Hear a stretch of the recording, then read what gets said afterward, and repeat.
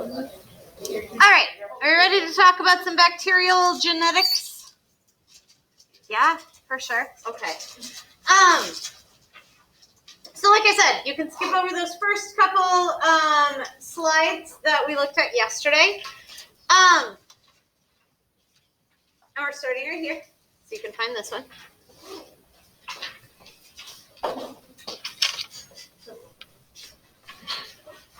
Okay.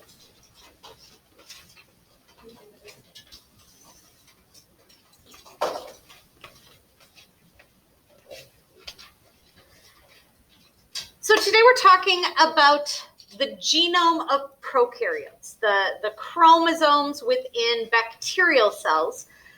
And like we said yesterday, we start our genetics unit by talking about bacteria because they're simpler. They've been studied a ton, and they're used in all kinds of genetic technologies that we use now to modify and change the genomes of eukaryotes. So this is a good place to start, and then we'll tie in and teach us a lot about eukaryotic genomes later.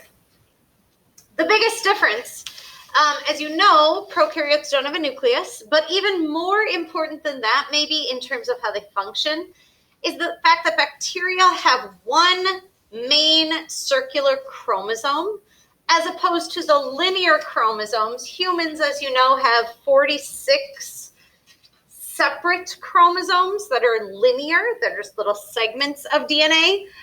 Bacteria just have one that is a big circle within the middle of the cell or floating around in the cytoplasm. That means, first of all, the bacteria are haploid. They don't have two copies of every chromosome or of every gene. They don't get a copy from mom and a copy from dad because, like we said yesterday, most of them reproduce asexually. And so they just have one copy of every single gene. So any gene that they have on that chromosome will be expressed, will be made into proteins. They can't have like recessive genes that are covered up by a dominant gene. They only have one copy of everything. The other thing about their DNA is it's simpler because they don't have nearly as much of it. They don't need to do all the fancy packaging of their DNA that eukaryotes do. And so they don't wrap the DNA around those histone proteins. And if you remember, this part, the way that it was wrapped around the histones, was kind of what was determined by epigenetics, which means there's really no epigenetic influences in how bacterial chromosomes are expressed. If they have the gene, it's there. They do have other mechanisms for kind of turning pieces of their DNA on and off that we'll talk about in a few days. They do have some control over that, but it's in the actual DNA itself. It's not those additional tags that talk about which parts of the DNA are wrapped up really tight and which parts are looser, because they don't wrap their DNA around those proteins to begin with.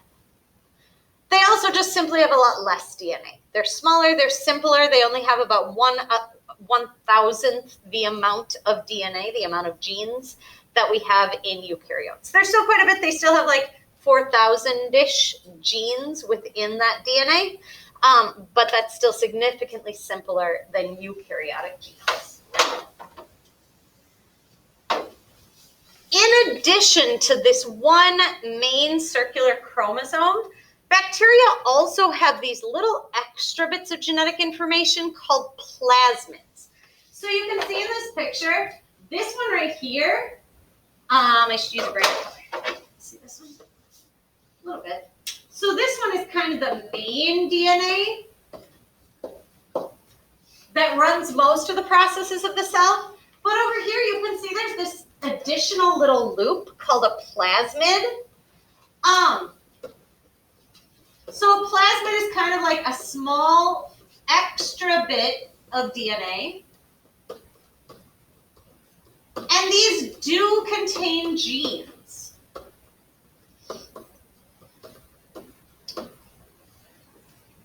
And those genes can be transcribed and translated and can determine some of the characteristics of that bacteria, just like genes that are found on the main chromosome. Plasmids are actually probably the most important part of bacterial genetics in terms of understanding some of the really unique features of bacteria and in terms of biotechnology. So we're actually going to talk about plasmids a lot. So they're just these little extra loops of DNA that might have like 1 or 2 genes on them. They don't have nearly as much genetic information, but the genes they contain can be really important.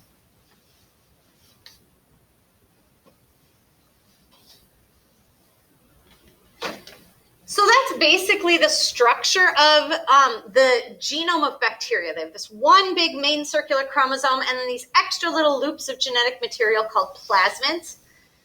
And because of that, the way that they function and work with their DNA is also a little bit different. As you know, both bacteria are prokaryotes, which means they don't have a nuclear membrane, so that one big circular chromosome and those little plasmids are all just floating around within the cytoplasm. One of the effects of that, or the ways that this changes things, is when we think about how genes are expressed, that process of transcription and translation, usually the way that we learned it in eukaryotic cells, transcription happened in the nucleus, and then that messenger RNA had to be kind of modified and processed. We put on these little end caps, we edited out some of the introns. The messenger RNA then leaves the nucleus and goes out to a ribosome, right? So there are these two very different places. Since the chromosome is just sitting out there in the cytoplasm in bacteria, there's no reason for transcription to happen over here and translation to happen way over there. Those two processes are very closely connected. They actually happen pretty much at the same time. As soon as the messenger RNA is transcribed, it starts being translated, which means we don't have any of these in-between steps. These are both introns as kind of part of that processing of messenger RNA. So we don't add a poly A tail or a 5' cap. We don't edit out introns. There aren't any introns in bacterial messenger RNA. There aren't those pieces that we cut out. The whole thing is transcribed and then the whole thing is translated, and there's no extra steps necessary in there. And so it looks kind of like this. I added this picture just so you could kind of see this actually happening. Up in here, so here is transcription happening right here. You can see this section of the DNA is kind of opened up. And this green strand here, this is the messenger RNA that's being transcribed. And as soon as that messenger RNA is built, translation is happening right here. You've got a bunch of ribosomes that just grab right onto it, and they start translating from this end while this end is still being made. So transcription and translation are kind of a continuous process that's all happening at the same time. The same basic flow of information is occurring, though. Remember, we called that the central dogma. The central dogma said that DNA codes for RNA, which code for proteins. That's still true. It still goes from the DNA, which makes the messenger RNA, which codes for a protein. And to a huge extent, the genetic code is the same. The same 3-letter codon that codes for methionine in our cells codes for the amino acid methionine in most bacterial cells. So the genetic code is the same. Those codons stand for the same amino acids.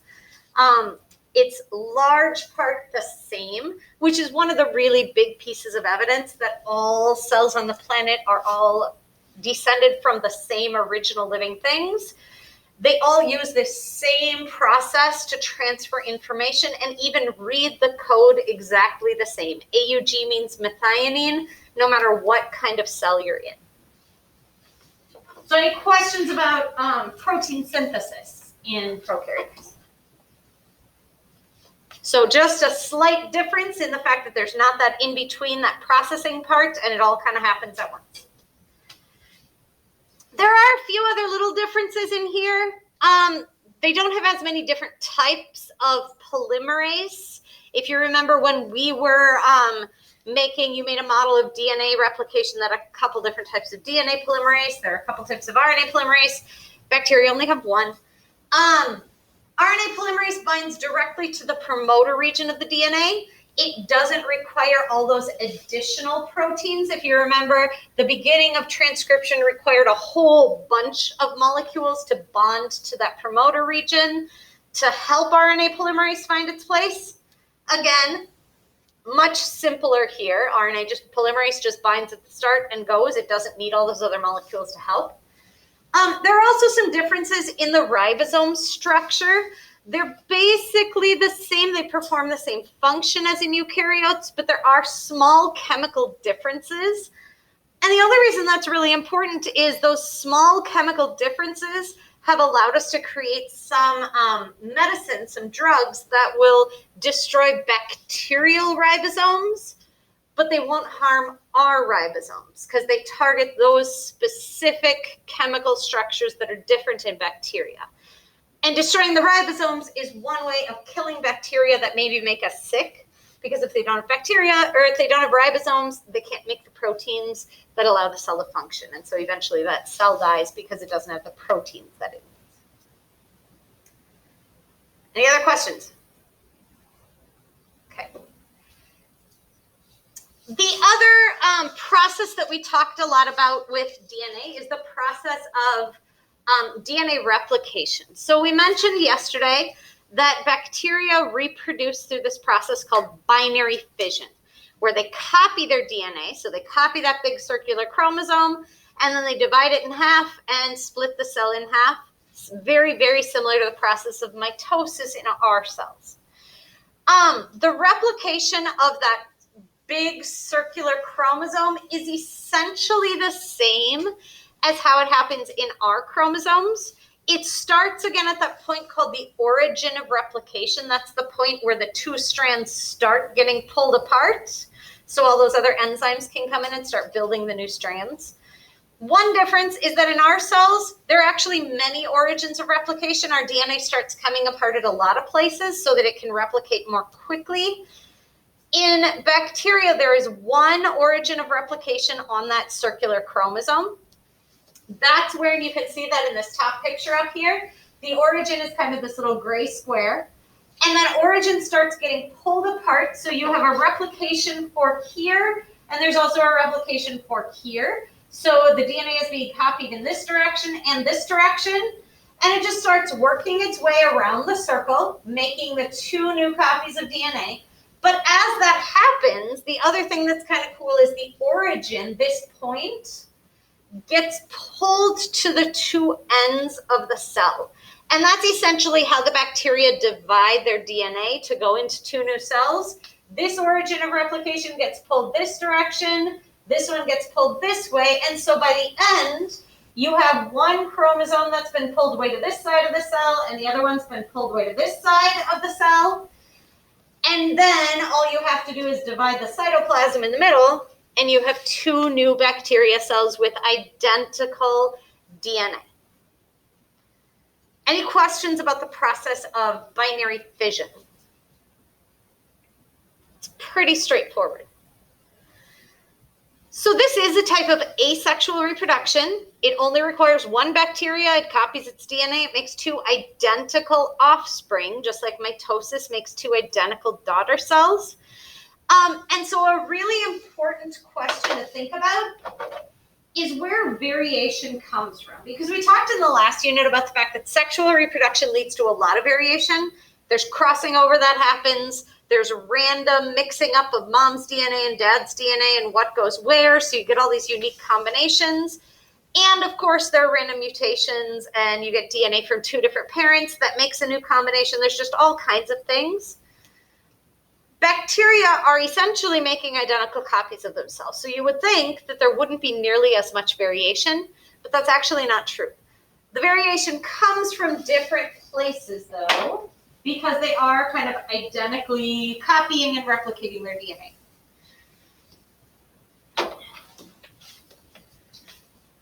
So here are some different places that variation can come from, and we are going to talk in more detail about 4 out of these 5.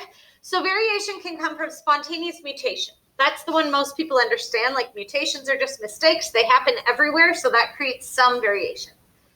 But there are some other processes. There's an important process we'll talk about called transformation, transduction, and conjugation. Those are the ones that we're going to talk about. There are also these things called transposons, which are actually little bits of genetic material that can change places, that can move from one section of DNA to another. We're not going to talk about those a ton, but it is another element that adds to variation, even within a population of prokaryotes that essentially should be all identical. The rest of these we're going to talk a little bit more about on the next several slides here. Okay, so first, spontaneous mutation. Like I said, this one is probably the easiest to understand. Most people, however, don't realize how much variation can come just from random mutation. We think of these mistakes as pretty few and far between because they are, but bacteria reproduce so often and so quickly that even an occasional mutation does lead to quite a bit of variation. So you can see there's an example here that talks about, like, for one gene, so if we're just looking at one gene on that circular chromosome, there's usually only about one mutation within that gene for every 10 million replications. Okay, so if you do the math and the bacteria are reproducing about every 20 minutes, that means about 2,000 bacteria would have a mutation in that gene within a day. But if you consider the fact that bacteria have about 4,300 genes on that circular chromosome and do the math, that ends up being about 9 million mutations per day within one person's body, if that was a bacteria that lives in your body. So that's pretty substantial, right? 9 million mutations is a lot of new genetic combinations. And obviously, they're not all going to be harmful. Some of them might not do anything at all. A couple of them might help the bacteria, which could potentially be bad for you, but maybe not. Depends what bacteria we're talking about. So just because there's mutations doesn't mean it's bad, but this is a significant source of variation because these mutations really pile up quick with things that can reproduce every 20 minutes. There are other ways besides random mutations that increase variation in bacterial populations, though. One of them is this process called transduction. And this is actually when viruses move pieces of DNA from one bacteria cell to another. Because if you remember how viruses work, so a bacteriophage, here it's just abbreviated phage, is a virus that infects bacteria. Okay, so this is a virus that infects bacteria. And if you remember how viruses work, hey Emma, they insert their genetic material into a bacteria. They use the bacteria cell's machinery to kind of copy their own stuff. And then all these new viruses kind of explode out of that bacterial cell and go to infect new viruses. Well, in that process, sometimes the virus can actually incorporate pieces of the bacterial DNA. So right here, you can see the B plus and A plus represent genes on the bacterial chromosome. And so as that virus kind of rebuilds itself over here, some of those viruses incorporate little bits of that bacterial DNA into the genetic material that they then carry with them and transfer over here. And so now you can see this virus that has this A plus gene is now injecting it into a cell that didn't have it before. So that's another way that viruses can actually transfer genes from one bacteria to another. And that's a process called transduction. So that also adds to the variation and adds new genetic combinations and kind of mixes up the genes of DNA or of bacteria.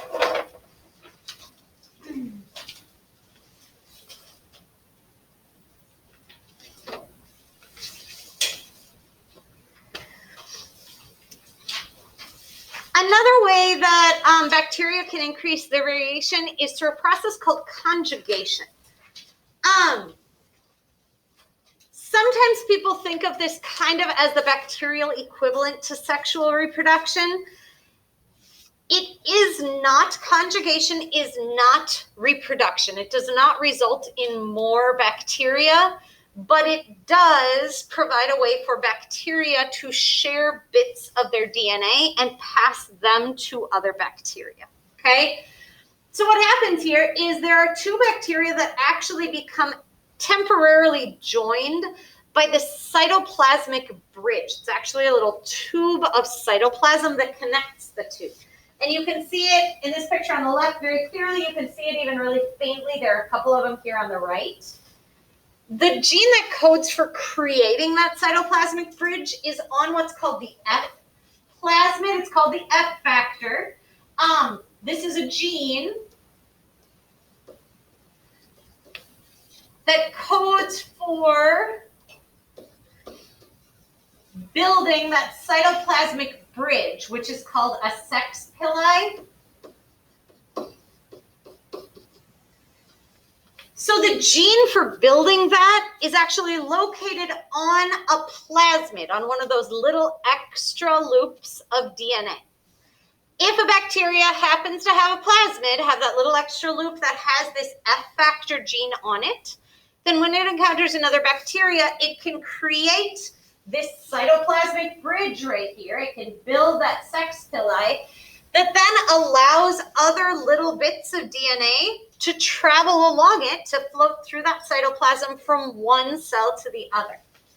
The DNA that's transferred is usually those plasmids.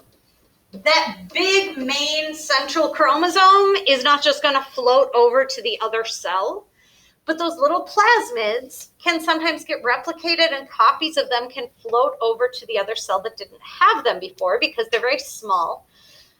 And so genes found on those plasmids, like this F factor, can be transferred from one bacteria to the other. So the original bacteria maybe didn't have that F factor, was not able to build that cytoplasmic bridge, but if another bacteria comes along that does have that, and it transfers into the first cell, now both of those bacteria have the ability to go off and perform the same conjugation process with other bacteria. Another gene that is really often passed along in this way through conjugation, because it's often found on plasmids, is a gene for antibiotic resistance. This slide I moved. This is the only one today that's out of order, but as I was looking through the notes for today, this made more sense, so you might have to skip ahead a little bit to find this one. Antibiotic resistance is something that you might have heard of before. It's the ability of a bacteria to survive even in the presence of an antibiotic that's designed to kill it, right? And this is one of those cases where we have seen evolution happen within populations of bacteria, and we've seen this over and over. Like it says, it was first recognized in the 1950s when they had a type of dysentery, that's like an intestinal infection caused by bacteria, that was not responding to antibiotics. And the reason was there were a few bacteria that just happened to have a gene, probably on a plasmid, that made them resistant to that particular antibiotic. It is important to understand that resistance is specific to one antibiotic. So even if a bacteria is resistant to penicillin, that bacteria might still be able to be killed by streptomycin, by a different antibiotic, okay? But if they have a gene that allows them to survive that antibiotic, then obviously that bacteria is going to live, and it's going to reproduce itself like bacteria do, and it's going to pass on that gene that will make all the rest of those bacteria resistant as well.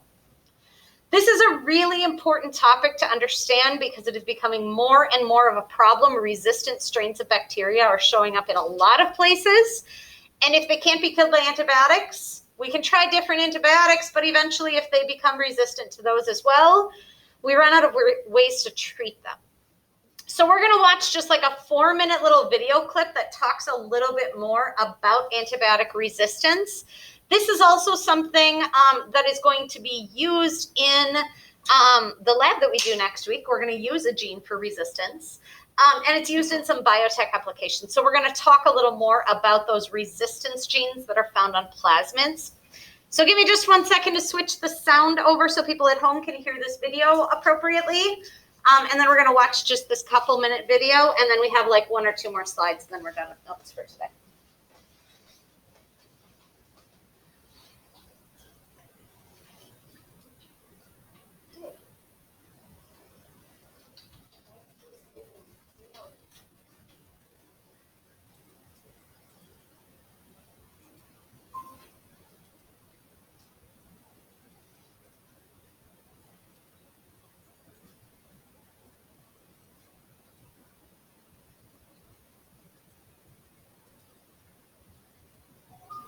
they can handle you very quickly and confidently. Seriously. So you never have to slow down and work.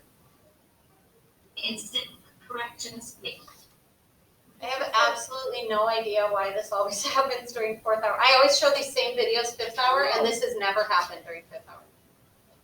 Just FYI, it's just you. I don't know why. What if I told you there are trillions of tiny bacteria all around you? It's true. Microorganisms called bacteria were some of the first life forms to appear on Earth. Though they consist of only a single cell, their total biomass is greater than that of all plants and animals combined. And they live virtually everywhere, on the ground, in the water, on your kitchen table, on your skin, even inside you. Don't reach for the panic button just yet. Although you have 10 times more bacterial cells inside you than your body has human cells, many of these bacteria are harmless or even beneficial, helping digestion and immunity. But there are a few bad apples that can cause harmful infections, from minor inconveniences to deadly epidemics. Fortunately, there are amazing medicines designed to fight bacterial infections. Synthesized from chemicals or occurring naturally in things like mold, these antibiotics kill or neutralize bacteria by interrupting cell wall synthesis or interfering with vital processes like protein synthesis, all while leaving human cells unharmed. The deployment of antibiotics over the course of the 20th century has rendered many previously dangerous diseases easily treatable. But today, more and more of our antibiotics are becoming less effective. Did something go wrong to make them stop working? The problem is not with the antibiotics, but the bacteria they were made to fight. And the reason lies in Darwin's theory of natural selection. Just like any other organisms, individual bacteria can undergo random mutations. Many of these mutations are harmful or useless, but every now and then one comes along that gives its organism an edge in survival. And for a bacterium, a mutation making it resistant to a certain antibiotic gives quite the edge. As the non-resistant bacteria are killed off, which happens especially quickly in antibiotic-rich environments like hospitals, there is more room and resources for the resistant ones to thrive, passing along only the mutated genes that help them do so. Reproduction isn't the only way to do this. Some can release their DNA upon death to be picked up by other bacteria, while others use a method called conjugation, connecting through pili to share their genes. Over time, the resistant genes proliferate, creating entire strains of resistant superbacteria. So how much time do we have before these superbugs take over? Well, in some bacteria, it's already happened. For instance, some strands of Staphylococcus aureus, which causes everything from skin infections to pneumonia and sepsis, have developed into MRSA, becoming resistant to beta-lactam antibiotics like penicillin, methicillin, and oxacillin. Thanks to a gene that replaces the protein beta-lactams normally target and bind to, MRSA can keep making its cell walls unimpeded. Other superbacteria, like Salmonella, even sometimes produce enzymes like beta-lactamase that break down antibiotic attackers before they can do any damage. And E. coli, a diverse group of bacteria that contains strains that cause diarrhea and kidney failure, can prevent the function of antibiotics like quinolones by actively booting any invaders that manage to enter the cell. But there is good news. Scientists are working to stay one step ahead of the bacteria, and although development of new antibiotics has slowed in recent years, the World Health Organization has made it a priority to develop novel treatments. Other scientists are investigating alternate solutions, such as phage therapy or using vaccines to prevent infections. Most importantly, curbing the excessive and unnecessary use of antibiotics, such as for minor infections that can resolve on their own, as well as changing medical practice to prevent hospital infections, can have a major impact, by keeping more non-resistant bacteria alive as competition for resistant strains. In the war against superbacteria, de-escalation may sometimes work better than an evolutionary arms race. All right. Thank you for sticking with that. I know that's annoying.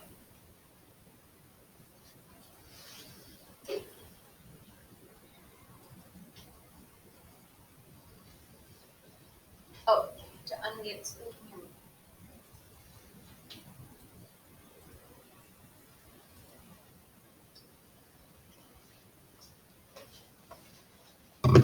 Okay.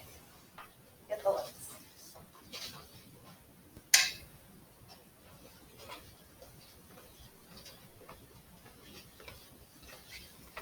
Okay, so like I said, plasmids are really important because they can be more easily transferred between bacteria, and they sometimes include these really important genes like the F factor that allows them to perform conjugation, or resistance genes that make them resistant to certain antibiotics.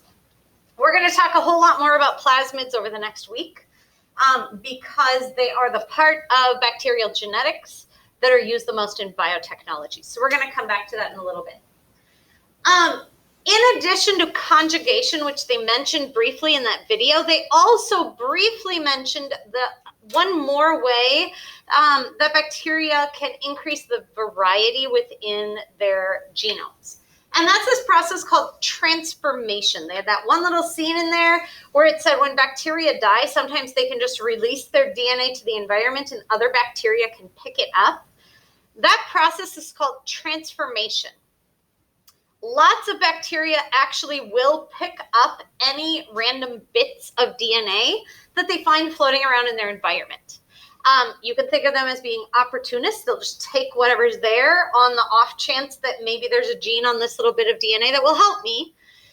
Some bacteria also actually have proteins on their surface, on their cell membranes, that are just specially designed to pick up any DNA that's sitting around in the environment. And so this is how they can take in those little bits of chromosomes that are left by other bacteria, and they incorporate those into their own chromosome. So this is a type of recombination. It makes new combinations of DNA. And this is actually a process that scientists have figured out how to do in laboratories and kind of take advantage of bacteria's ability to do this. We can actually give bacteria a particular gene that we want them to take in and then test to see if they actually received it. And this is actually what you're going to be doing in lab next week. We are going to be giving a strain of bacteria a new gene and then using antibiotic resistance as a way to test and see whether they received it. So a lot of this stuff is going to come back and you're going to apply this in lab at the beginning of next week. You have a slide in here that's an example of transformation and kind of how this works. So what this experiment is showing you is there were these two strains of a bacteria. The one on the left can make arginine but not tryptophan. So we're talking here about its ability to produce amino acids because just like our cells, bacteria need all 20 amino acids to build their proteins. So the one on the left, number one, can make arginine but not tryptophan. And so you see when it's put on this growth medium, it can't grow because it doesn't have all the stuff necessary to it. And the one on the right is the opposite. It can make tryptophan, but it can't make arginine. And the same thing, since it can't make all of the antibiotics that it needs or all of the amino acids it needs, it can't grow. But if we mix them together, we didn't really do anything, we just put them in the same environment. When we mix those two strains of bacteria together, then put them on a dish, some of them are able to grow.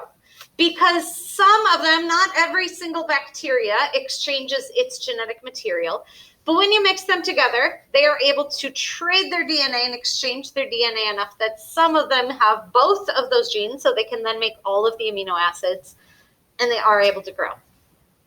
I threw in one other example of this. This is not in your notes. You don't necessarily need to write it down, but just to tie this back to something you've seen before, do you remember this experiment with the different strains that were injected into mice We looked at this when we first started talking about DNA last trimester. This was Griffith's transformation experiment. It was kind of when people were first starting to figure out that something was moving around and carrying information before they knew it was DNA. He knew when he injected this rough strain of bacteria into the mouse, it wasn't virulent, it didn't cause disease, the mouse didn't die. But when he injected the smooth strain of bacteria, that one was deadly, the mouse died. Then he tried, okay, what if I heat up the smooth strain? Well, that killed it, and then the mouse lived, and it was fine. But the interesting thing was when he took the two trials here, so here the mouse lived, and here the mouse lived, but if he took these two, the dead S strain and the live rough strain, and mixed them, then suddenly the mouse died again. And he couldn't explain it, but he figured out there was something that had to be moving that made the good bacteria bad. Now we know what actually happened is when this S strain bacteria was killed, it left little bits of DNA sitting around that got picked up by these other bacteria, and that DNA happened to have a gene that made that bacteria deadly. So this was an example of transformation of bacteria picking up DNA from their environment, even though he didn't know that's exactly what was happening. So that's just to kind of connect that back to the one that we talked about before. Do you have any questions about anything from today? Okay, I know there was kind of a lot of information to go through all in one day, but like I said, a lot of that is stuff that's going to come back. That's basically like the background you need for several of the activities and labs we're going to be doing over the next few days. So we just have a little bit of time left today. We have about 15 minutes. You can go back and continue working on that bacterial ultrastructure, that Intro to Prokaryotes packet with the coloring and the crossword. If you didn't watch that Bozeman video yet, you can watch that for a little more information. This is the information we're talking about here is from section 24.3 in your book. If you want to kind of look this up in your textbook and use that to review. I did also just this morning or maybe last night post the notes, the prior knowledge, and the new content documents for this unit. So if you want to kind of look at any of that stuff to kind of go through and review the learning targets and the vocabulary and make sure that you're understanding things, that is all available in Classroom for you now as well. Okay? Anybody have any questions before we wrap up for today? All right, Kylie and Ashley, are you good to go? All right, you are welcome to sign off and go keep working on your packet. I'll see you tomorrow. And those of you in class, the colored pencils and stuff are up here if you're still coloring. Otherwise, you can just continue to kind of go through and work on that.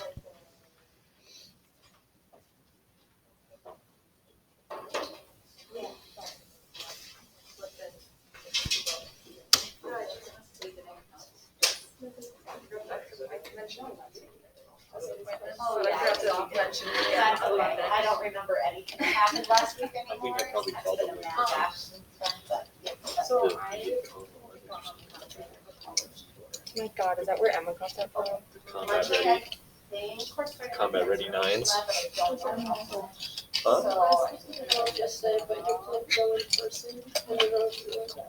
crap. I think, Wow. You need I some think salt on in Monday, we are just going to, so the transformation lab, it. basically, we're gonna grow bacteria. Here, And I here's one think for we're you. just plating those bacteria, so they have to grow overnight. And then You're Tuesday, this will be the main part of the lab where we like give them a new gene transformation, and then we go for another night, and then we look at it on Wednesday. So the lab part shouldn't take too much time on Monday, but we might also kind of go through these like explain what's happening in the lab. So you'll just want to make sure that I or somebody catches it. Thank you.